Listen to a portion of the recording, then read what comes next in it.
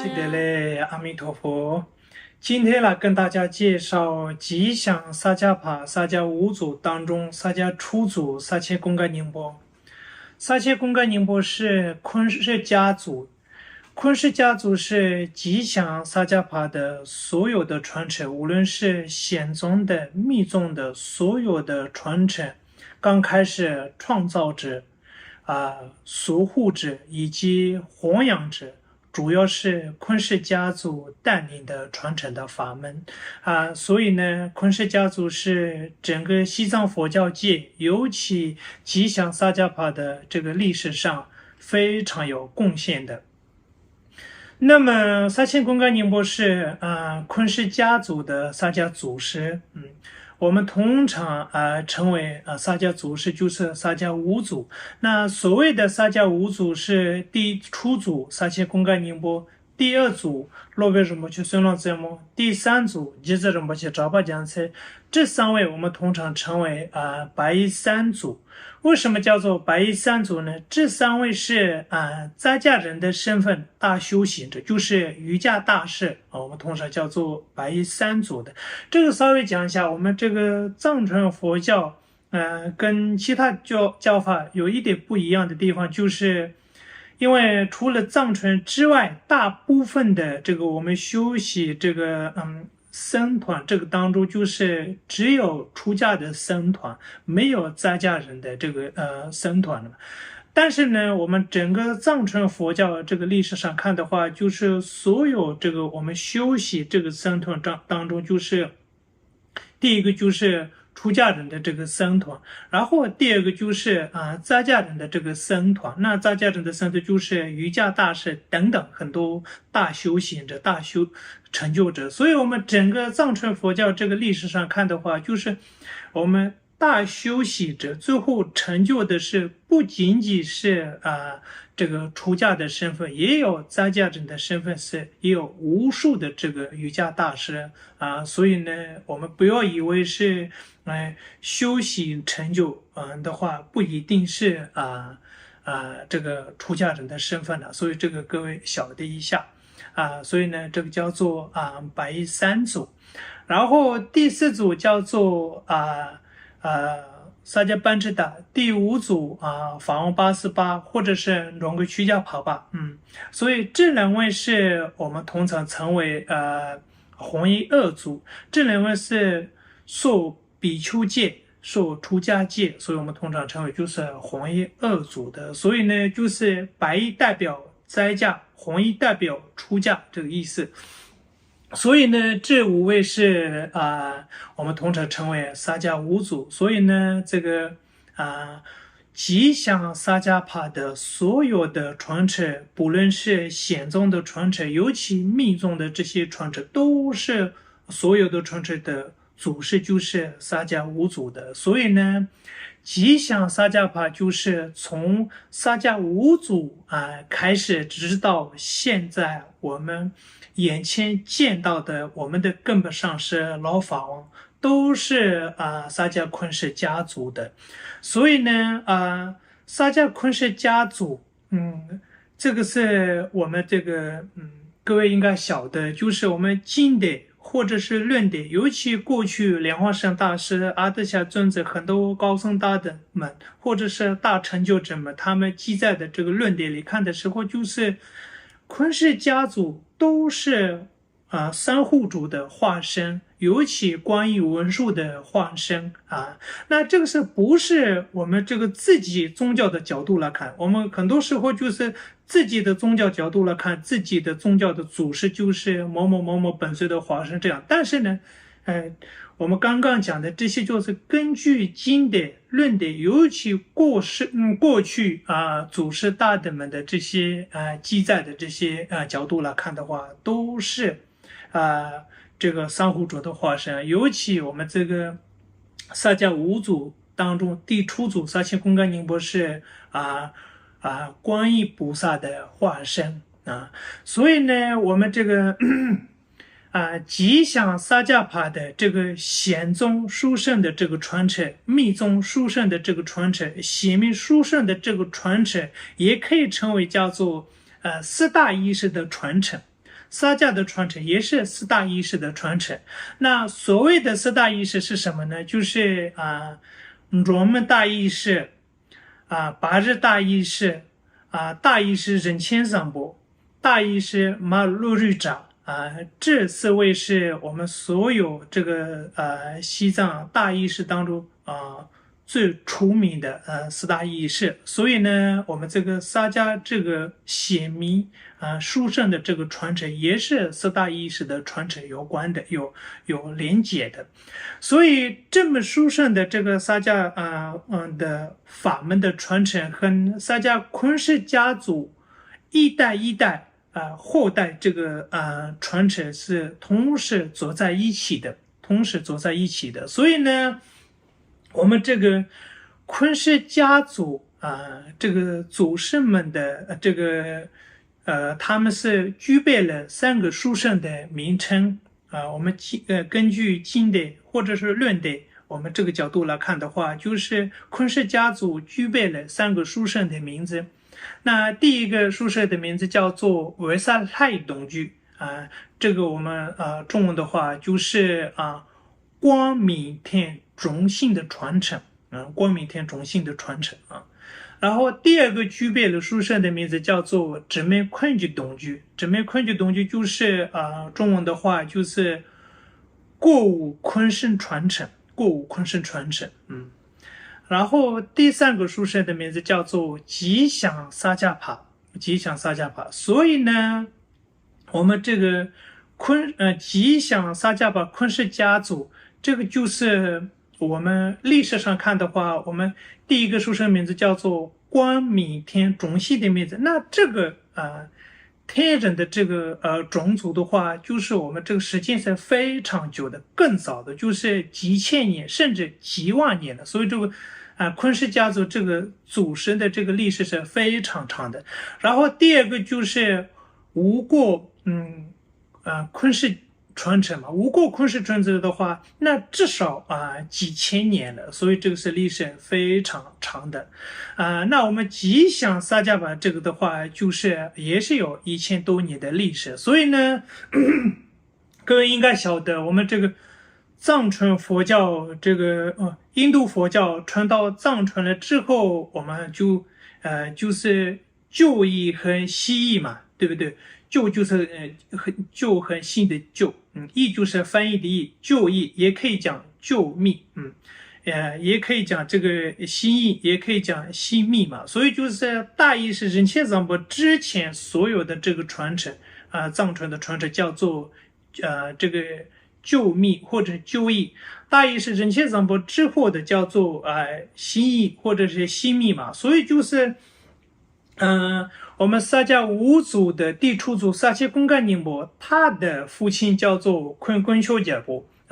昆修迦波之前的这个昆氏家族这个我们这个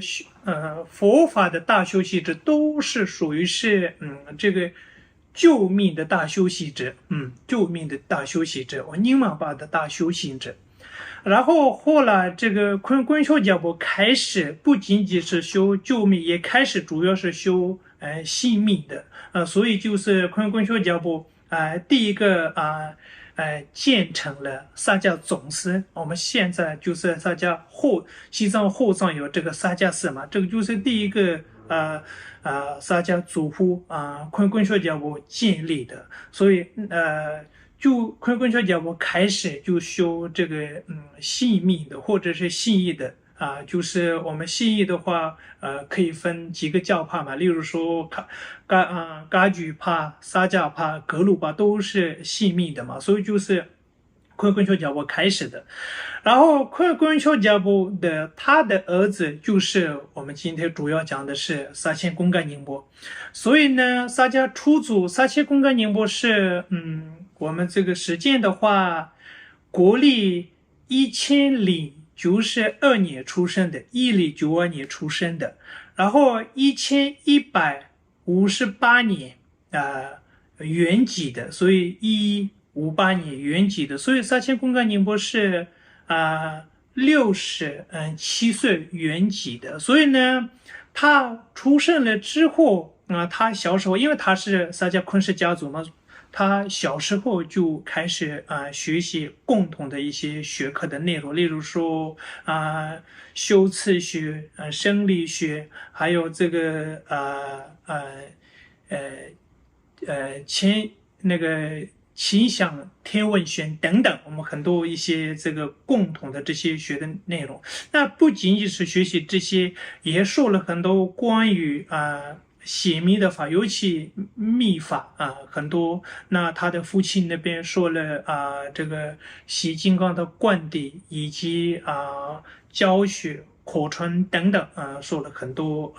这个密法的东西。然后他昆学家伯11岁的时候，他的父亲萨切公干宁伯11岁的时候，他的父亲昆学家伯圆寂了。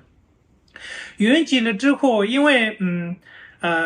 萨切公干宁伯他的母亲叫做马吉祥莫，马吉祥莫认为就是因为现在萨切公干宁伯是年纪还是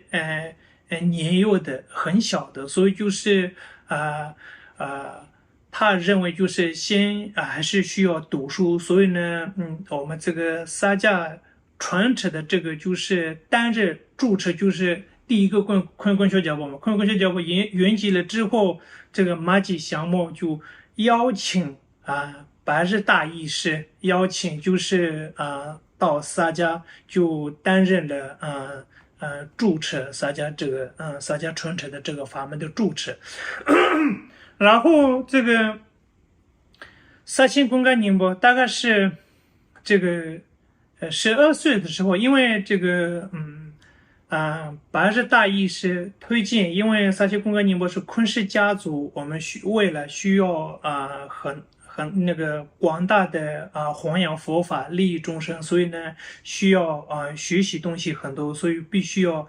开智慧，所以呢他推荐说要首先闭关文殊的这个闭关，所以萨奇公干宁波大概是12岁的时候就是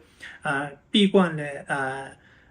这个半年的文殊的闭关那这个闭关就是萨迦后面有那个山的山上有一个洞叫做文殊洞，文殊洞那边闭关了半年。那半年之后，真的萨迦公干宁波眼前见到了文殊菩萨亲自，那并且是文殊菩萨亲自传了远离四种执着的这个殊胜的这个四句法门，因为远离四种执着是我们整个藏传佛教修习这个方面是很大影响的嘛，所以就是这个殊胜的这个四句法门，就是文殊菩萨亲自直接传萨迦公干宁波的，所以就是这个四句是很重要的，所以这个四句内容稍微讲一下。那远离四种执着，这四句主要的内容就是第一句若执着此生，则非修习者就是如果我们修习这个动机，如果有动机上面有这个此生执着的话，就是执着此生的话，那我们这个动机基础的所修的这个就是不能成为就是修行的法。若执着此生，此非修行者然后第二个就是若执着轮回，此非处理性。那这个是什么意思呢？就是第二句的内容就是我们这个修行的时候，所修的这个动机里面，如果有执着轮回的话，那所修的这个法不能成为就是处理性。这个是什么意思呢？就是不能成为解脱法，也不能成为出世界的法，因为没有处理性嘛，所以就是动机里面是不能有轮回的执着这个意思。然后第三句叫做若执着自利，则非菩提心那我们修行的时候，我们这个动机里面不能有自利的。如果有自利的这个动机的话，那自利的动机基础的所修的法是不能说这个菩提心。这个是什么意思呢？就是不能说大乘的法，也不能说菩萨的法，因为没有处理心没有菩提心基础的。所以呢，若执着自利那自非菩提心这3个是很重要的。第一句就是主要讲的就是人天成的这个法。第2句的内容就是我们声闻缘觉成，也可以称为就是小乘佛教的法。然后第3个这个内容就是大乘显宗和密宗共同的这个修习的法。然后第4个叫做若心生直取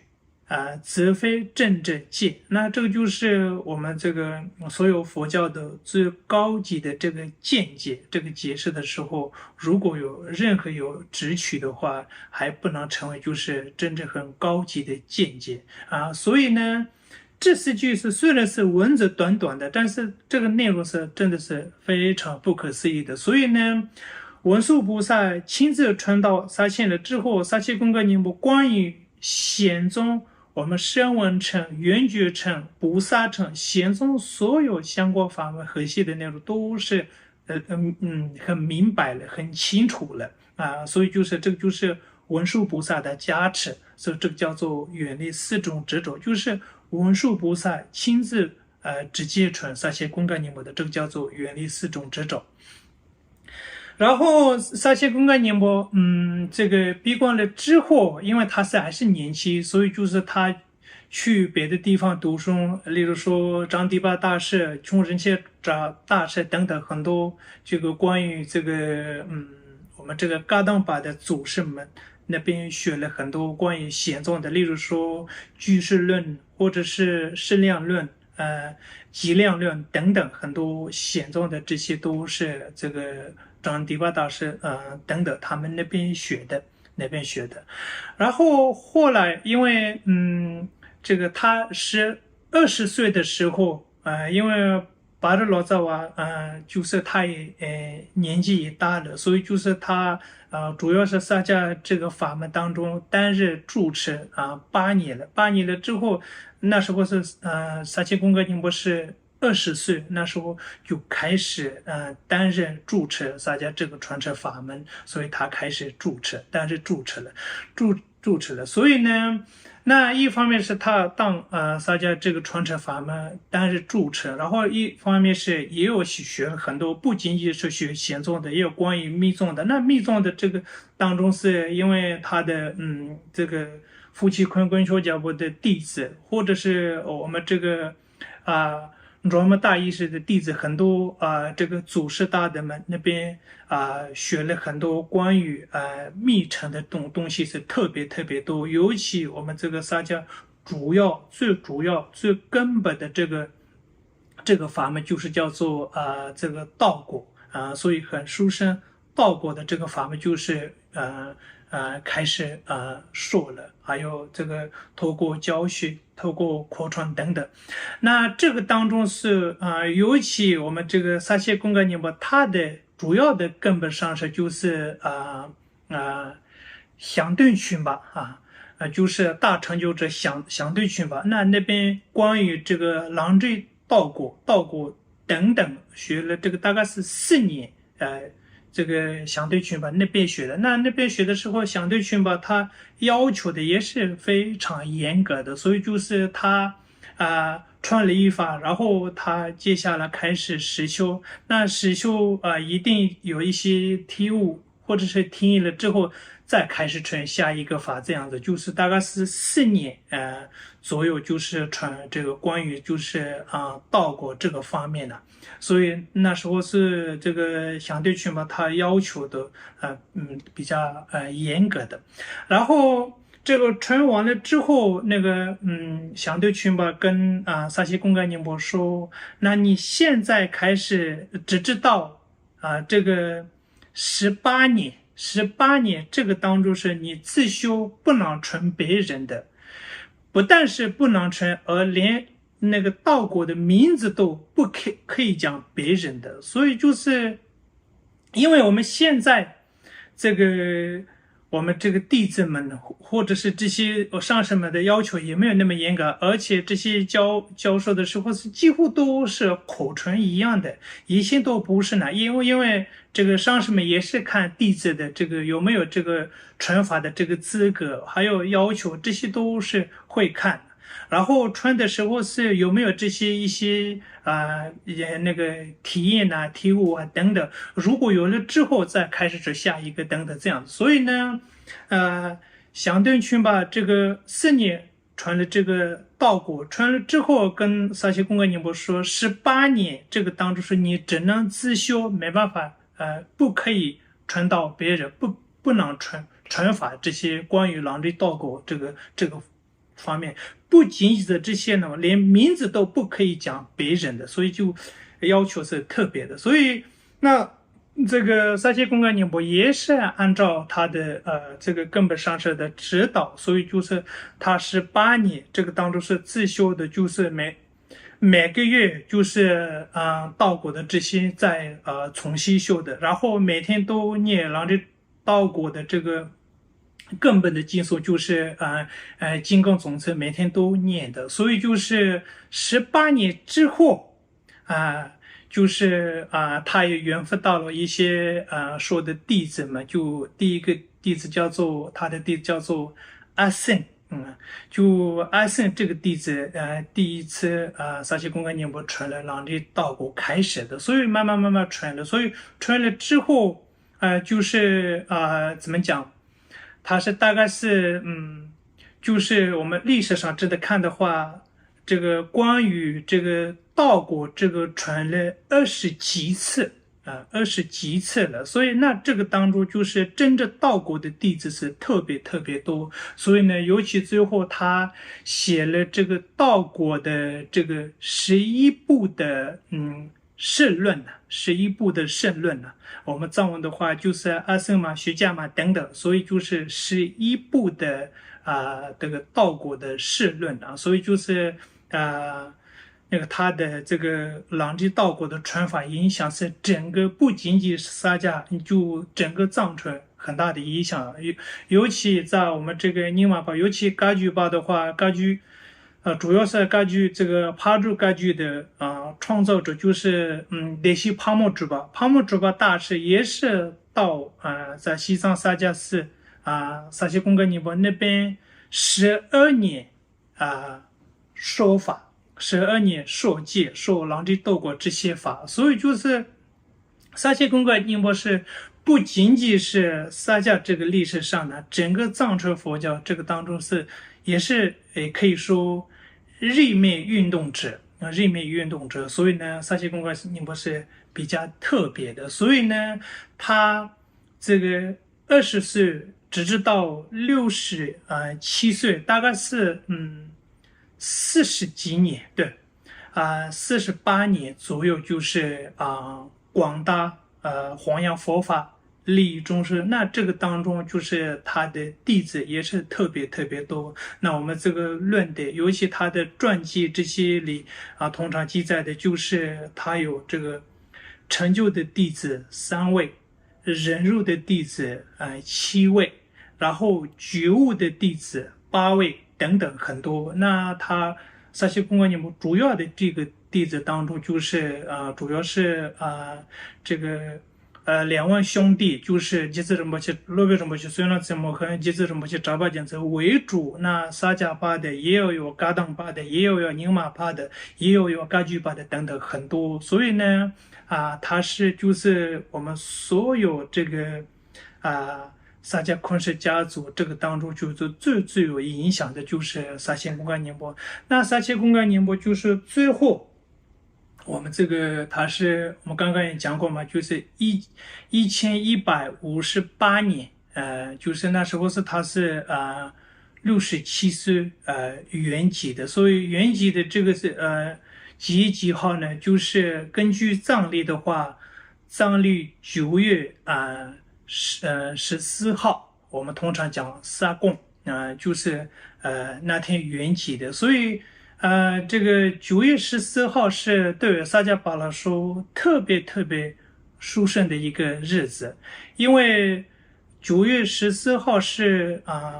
所有萨迦的祖父就是昆丘家国也是那天圆寂的，然后他的儿子第出祖萨切公格宁布也是这个9月14号圆寂的，所以就是很多祖师大德们圆寂的很殊胜的日子。然后我们现在这个就是我们的根本上师我鲁登堪切仁波切他今年是92岁的他的出生的日子也是9月14号，所以就是9月14号是我们这个关于就是萨迦法的话，很有这个有关系的，所以就是请大家记得，那我们这个萨切公干宁波的大概的故事，它的影响力，或者是它的专辑是，我们简单讲的话，大概这样子。谢谢大家，阿弥陀佛。那顺便讲一下我们这个融入佛教频道创办的堪布慈的扎西，他是为大家这个弘扬佛法、利益众生这个过程，我们这个频道是跟大家很有帮助的，所以请大家多多支持，谢谢大家，阿弥陀佛。